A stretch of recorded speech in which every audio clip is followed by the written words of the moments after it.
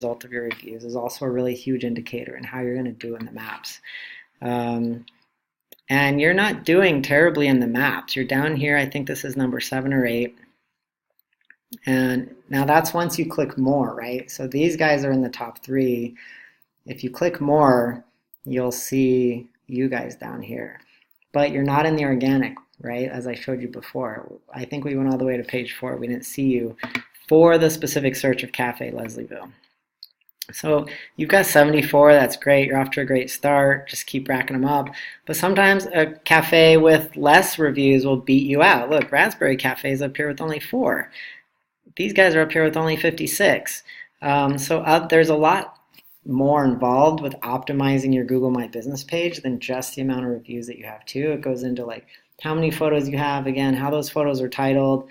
There's a lot of little tricks you can do. Again, like I told you about your categories, really just Google Maps in and of itself is like a whole ball of wax that has to be optimized in a certain way to make sure that you're like really getting everything you can get out of that. Because when you're in the top 3 maps, like you're making money. That is like a leading, like, you know, it's ads and it's maps. And people love those map packs. So it's a lot of competition to get in there. Okay. I don't want this website, I don't want this video to be super long. I just wanted it to be a little introduction to some of the things that me and my business go over, some of the red flags that I noticed when looking at your website, how the search engine tools are used, how I can compare you and your competitors, a look at how, you know, someone in first place is doing compared to how you're doing, what the potential is. I mean, this alone just shows you like what the potential in the market is. You know, you could easily be making, you know, if you were raking even half these numbers, you know, you'd probably be seeing an extra $10,000 to $15,000, $20,000 a month. You know, I'll show you just what I was able to do towards the end of my own restaurant here. So I was learning this stuff while I was still running my restaurant bar, just sort of playing with it with my own websites. Now, my business has been sold for, you know, since November, almost 6 months. So you can see that there's a big decline happening now, and that's affecting these numbers. But you can see, like, when I started to execute this stuff, see, I'm really flat. Sorry, this menu's in the way. I'm really flat. Then I start executing this stuff into my own website, and like I start making huge gains. I'm going from like 0 up to like 200, 300, 400, almost 500, and then it starts dipping. And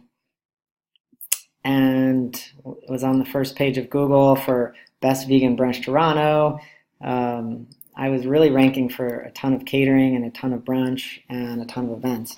One other thing I wanted to point out that I noticed is your videos, right? So I looked at your Facebook briefly, which I may or may not, have pulled up here. So, oh yeah, that was me and my gym buddy talking about going to the gym. So, you've got all these great photos and you've got all these great videos that you're doing with like your events, your interior, you're doing this like training session series, which is really cool. And I saw that you're running that stuff through YouTube, which is great. However, let's look at your channel. Oh yeah, I get to your channel here. I just want to see all your videos at once. So, you know, they've only been up for about a month, but like almost no views. And it's awesome that you're doing these videos, but there's like a ton more leverage that you can get out of these videos, again, by optimizing them correctly. So just one quick thing that I noticed right off the bat is the way you're naming these videos. You know, people aren't going to YouTube and searching Sweat and Soda. They're not going to YouTube and searching Dwayne Menard or 10-week challenge, right? So if you're naming these videos something that is informed out of my tool in terms of like doing keyword research for you, you can start naming these YouTube videos based on keywords that people are actually searching for as it relates to this content.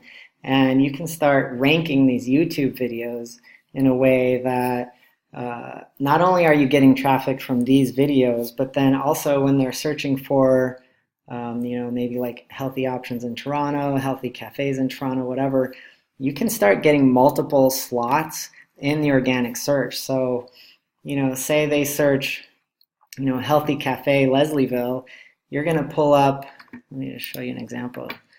Go back to the search here. You can pull up, you can have like, this could be like your normal sweat and soda. This one could be a video preview for YouTube that's also linking to your site or your YouTube channel, which links back to your site. You can rank those videos individually. You can get your Facebook page ranking here in the organic. I mean, under ideal circumstances, people can search for something like this, and you can take up, 2, 3, maybe 4 spots of the organic search. And then again, like, you're dominating. And when you've got that much organic search content ranking, that's going to really push you up in the map pack as well. So,